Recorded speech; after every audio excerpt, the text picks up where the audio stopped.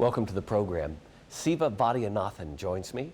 He is the Robertson Professor of Media Studies at the University of Virginia, and his books include The Googlization of Everything and Why We Should Worry. Siva, welcome to the program. Thank you. I'm glad you're here. We are going to talk about the Center for Media and Citizenship, of which you are the director, and that is the sponsor of this program. I definitely want to talk about that. But before we do, there was a private screening in Charlottesville recently of a new documentary that will actually hit theaters here this fall. But we want to talk about it. You were interviewed for this documentary. It's called Starving the Beast. And one of the stories that it tells in this documentary is what happened at UVA with the attempted firing and forced resignation of President Teresa Sullivan a few years ago. What's this documentary about?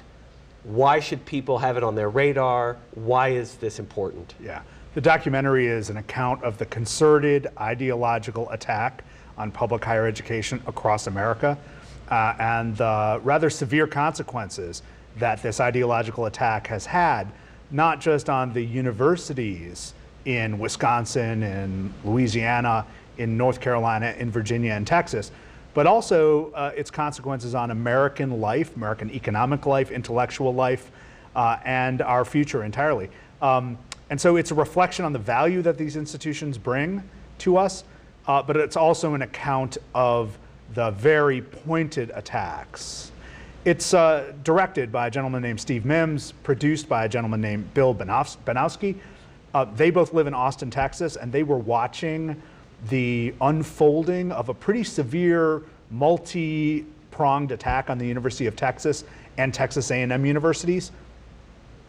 And while they were making sense of that, and while they were dealing with that, they caught wind of what was happening in the summer of 2012 here at UVA with the attempted firing and then rehiring of President Teresa Sullivan.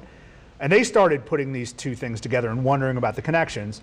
And they decided to start working on the research for this film. In the ensuing years, they've seen subsequent, in many cases, more successful attacks on LSU, on the University of Wisconsin, on UNC Chapel Hill.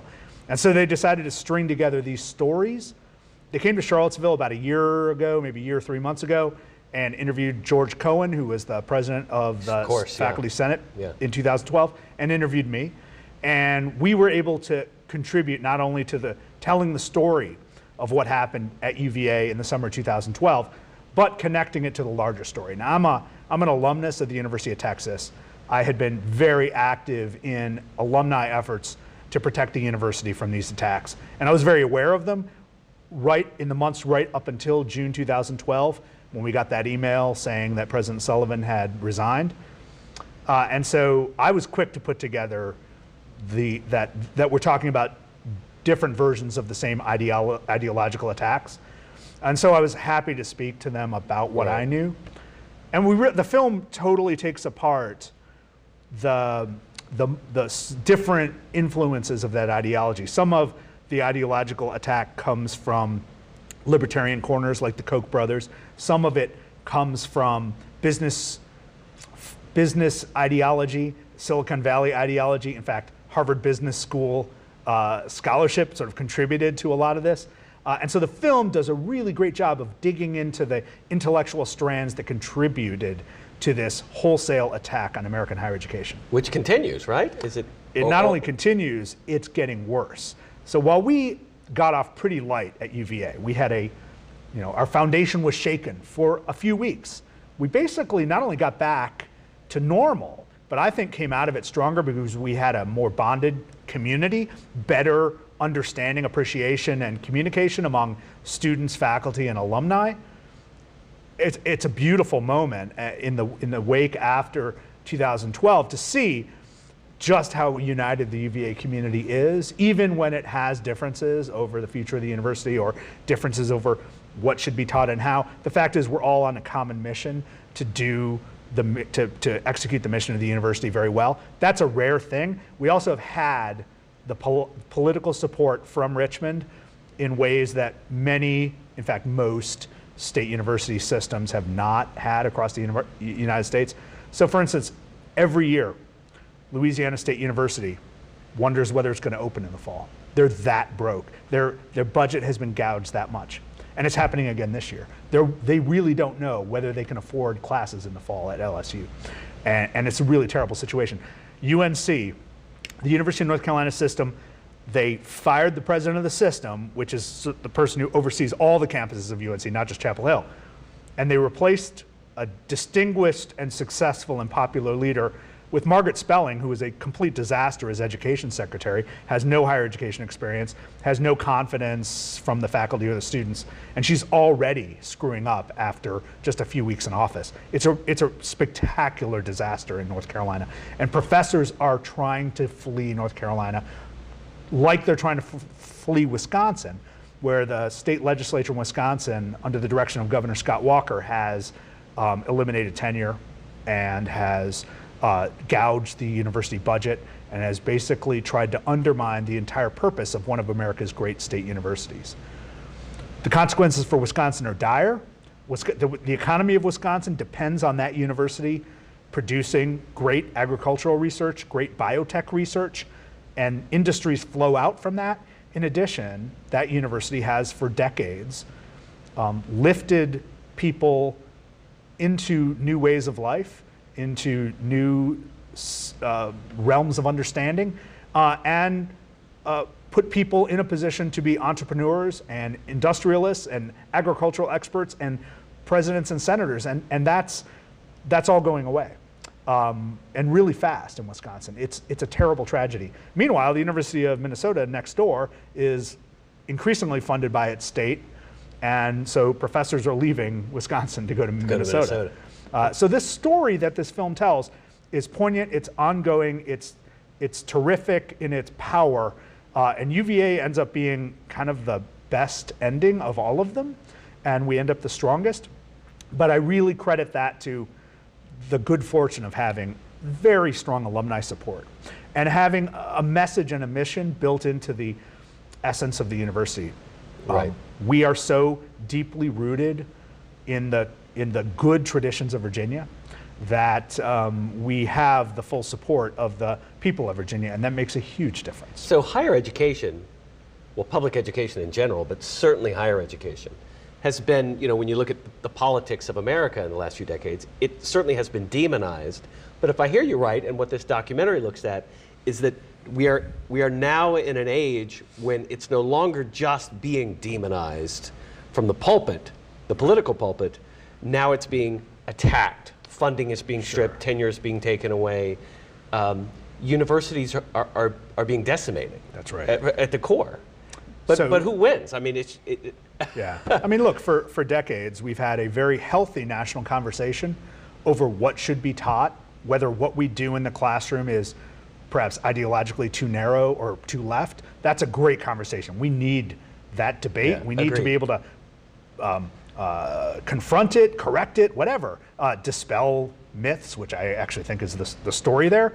And those groups that had been devoted to invoking those sorts of criticisms of the academy have shifted. They lost that argument. They realized they couldn't move people on that. So they've given up on those sorts of criticisms, which are healthy intellectual criticisms, and moved on to the very fact that the traditions of university governance involve deliberation, openness, debate, and that the faculty should ultimately be the judge of what gets taught and what gets researched, because we're the ones who actually have spent our lives devoted to this and are plugged into the best scholarship and the newest ideas. versus a board of big donors to a governor who get appointed. And so the question is, how active should those boards be? How authoritarian should those boards be? That's the question. And for those ideological opponents of higher ed, they are looking at boards to be the hatchet people of higher education. Go fix that thing. Not just fix it. Get rid of all those it, liberals. And gouge it. And it's not just liberals. Let's gouge science and technology.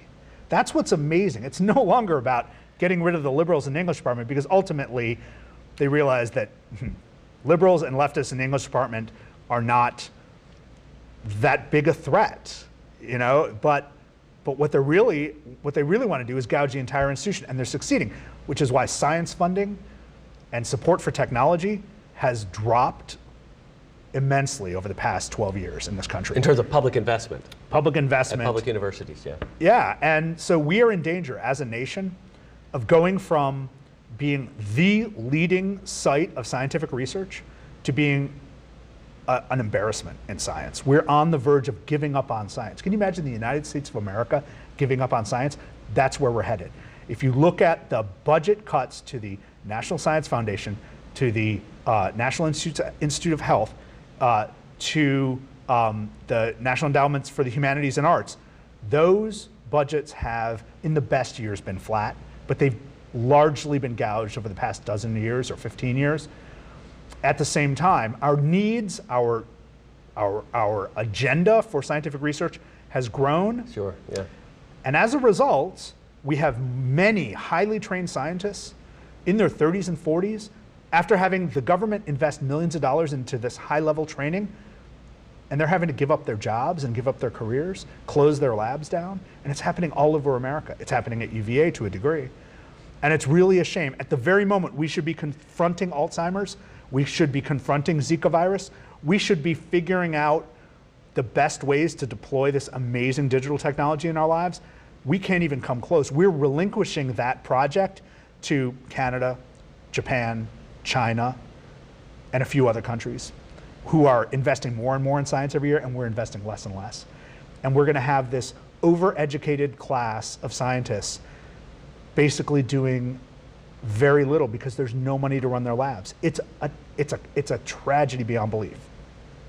It's really amazing. I often write that the Middle Ages casts a very long shadow even into the 21st century, and this to me strikes me as another dynamic of that shadow. It's you know, science and truth and everything Jefferson created the University of Virginia to do is still, 200 years later, is still struggling to do it against the very same ideological forces that he fought against when he just wanted to create UVA. Part of the reason is that we were too good. Like, we succeeded to such a degree. We have been the leaders in science and technology for so many decades that we've suddenly not only taken it for granted, but we thought that this was some sort of divine intervention, that this just happened. And we forgot that the reason we have the internet, the reason we have Google, the reason we have cell phones, the reason we have GPS is massive government investment in science, in technology, and in higher education at the federal level, the state level, and the local level. This allowed people from all walks of American life to afford to be part of this community of higher education. It allowed for big thinking scientists to engage in long-term research that took many, many years and possibly failed. And we created a system in which you could pursue a research agenda, completely fail, find out that your hunch, your hypothesis was wrong years later, and still get up and go to work the next day because you didn't lose your job. That's what tenure is about. You can afford to think freely about your research agenda, have a hunch and a hypothesis about what causes Alzheimer's, find yourself completely wrong 3-4 years down the line, and still get funded to pursue your next project and still be able to pay your rent the next month. Because that's how science works. That's how science is supposed to work. That's how we discover things. Because of this culture of scientific research and public universities, we are the wealthiest nation in the history of the world. But despite being the wealthiest nation in the history of the world, we have decided to impose artificial austerity on this system and totally undermine what got us to this level of greatness. So then how do you explain to somebody watching who says, but I continue to pay more for my daughter to go to college, Yeah. we pay more and more tuition, Yeah. and the costs just keep going up. I'm giving you so much money. What do you mean you don't have enough money? So back when you and I went to public universities as undergraduates, we paid a lot less, a fraction of what UVA students pay today. There was a good reason, because back in those days, states carried the tab. State legislatures decided it was in the interest of the state, of society, and of the nation to carry the tab for that. They have shifted the burden to individual students and their debt, and shifted the burden to those who work at universities by having fewer faculty lines that are full-time, for instance, by flatlining cost of living increases for staff, and in many cases gouging the salaries of staff.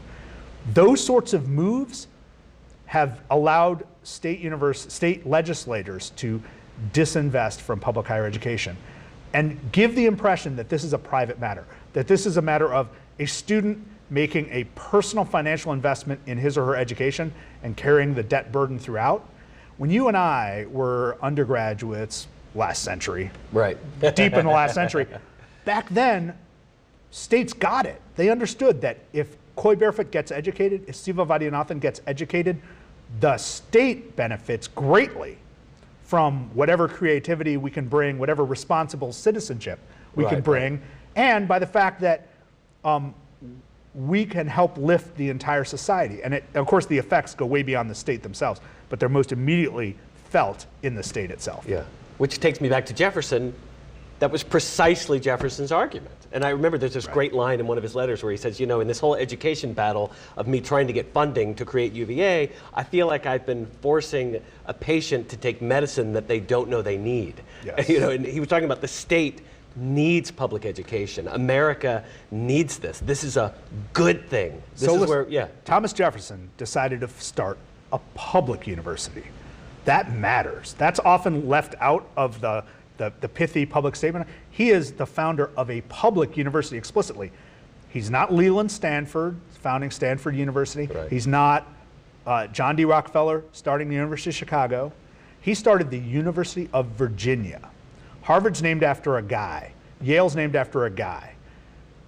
That wasn't the choice here. The choice was not Jefferson University. The choice was the University of Virginia, to be owned by the people of the state, to serve the best interests of the state. It took a long time for us to actually realize that vision, but we got there, and we continue to serve the interests of the state in ways that cannot be counted, or if they can be counted, they can't be counted for decades until after the work is done. Because this is the one segment of society, the one segment of our economy where we say, we're not going to worry about quarterly returns. We're not going to worry about annual returns, because the returns we expect are going to be unpredictable and are going to come decades and in some cases centuries later, which is why works of political philosophy written in the 18th century still matter today, even if people didn't pay attention to some of them in the 18th century. I spoke to Teresa Sullivan recently, the president of the University of Virginia, and she referred to that as the long game. That's right. She said, we're playing at UVA, we're playing the long game. That's right. And that's what public education is all Every about. business in America must play the quarterly game and the annual game, and that's good. That makes them creative. It puts pressure on them. It makes them shift when the weather changes, and that's exactly what we want. That level of speed and agility is what we want in the private sector. But universities are necessarily different. They are about that long game. They are about an unpredictable future, but they're about preparing us as a people and preparing a body of ideas and a body of research to let us plan for and in fact create the future. On that note, we'll take a very quick break and we will pick up right where we left off. You're watching the Coy Barefoot Program, and we'll be right back.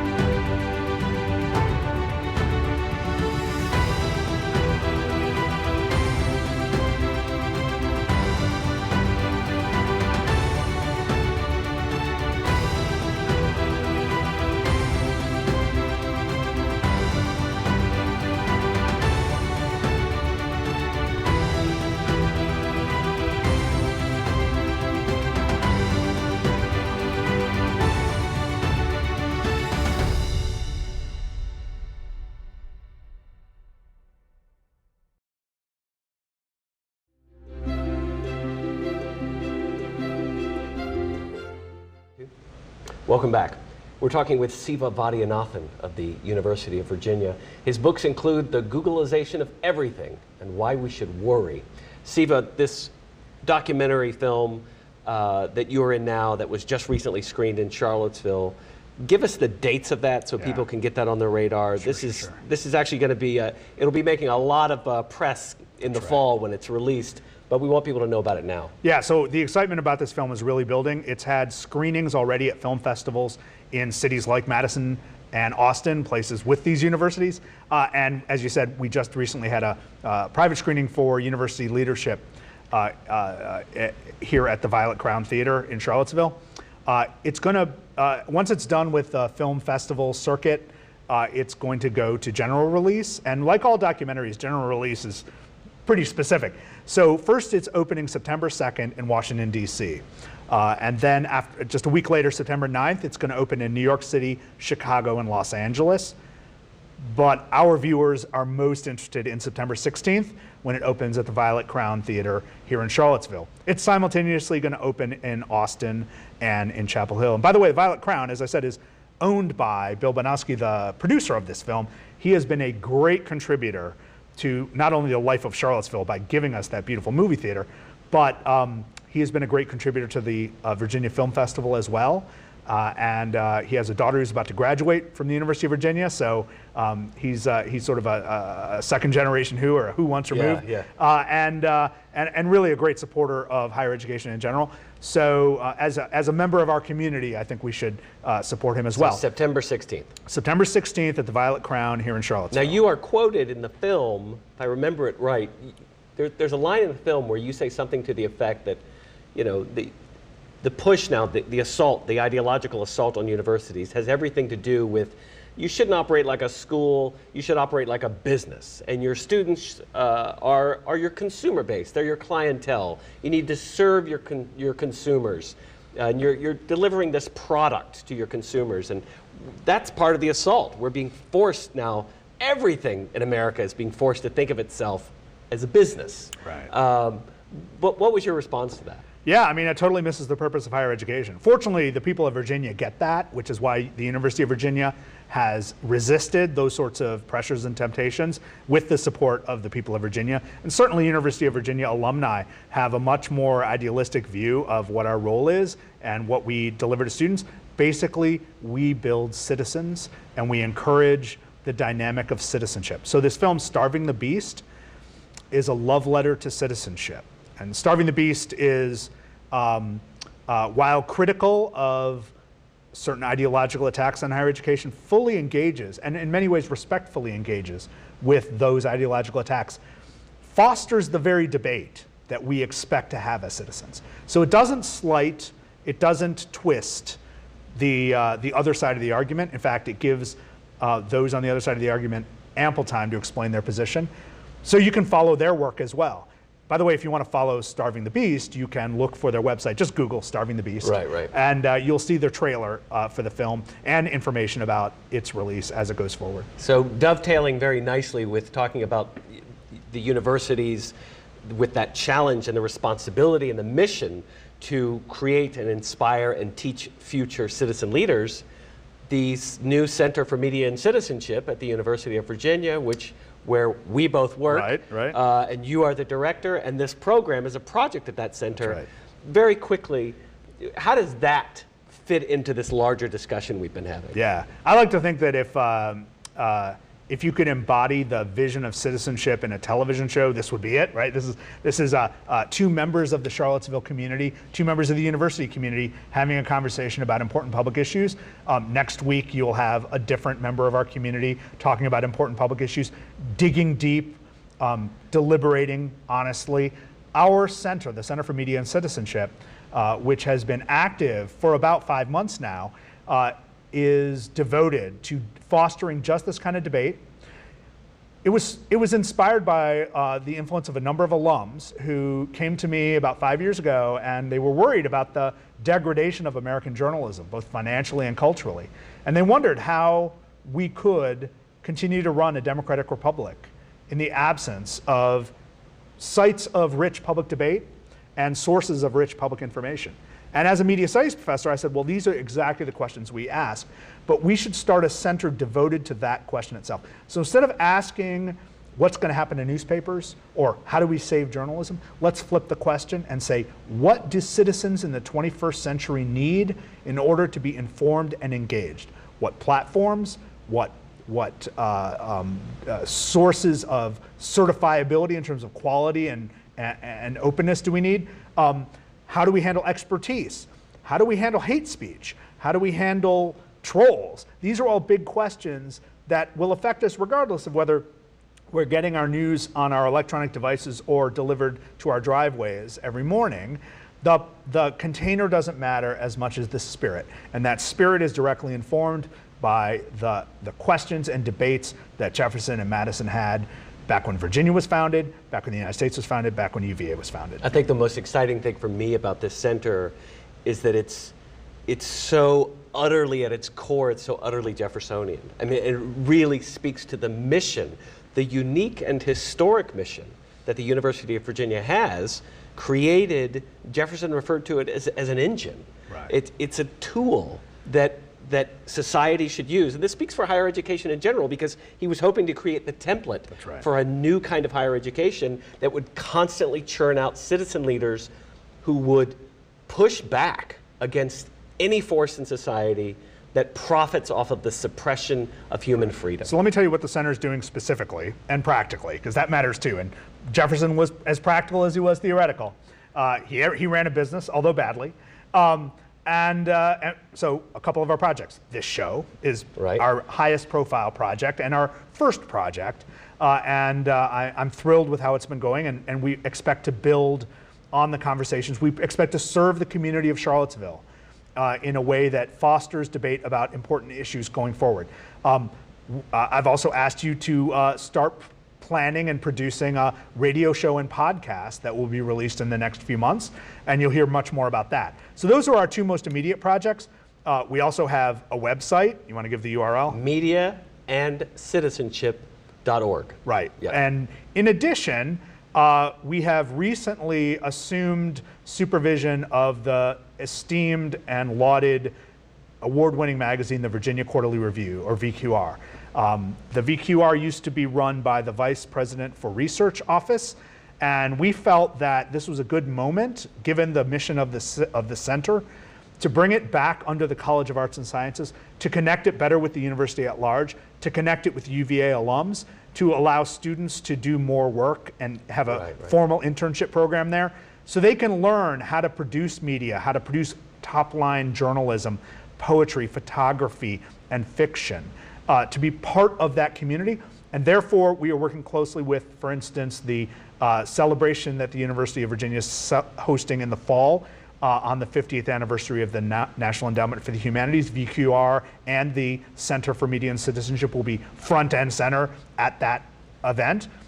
We are working very closely with other elements of the university to promote its work and examine its work, but all in the service of fostering deep deliberation, fostering the health of the public sphere in Charlottesville and Central Virginia. Good stuff. Siva, thank you for being here. My pleasure. Siva Vaidhyanathan, he's at the University of Virginia's Department of Media Studies, where he is the Robertson Professor. His books include The Googlization of Everything and Why We Should Worry. I'm Coy Barefoot. Have a terrific week, and y'all be good to each other.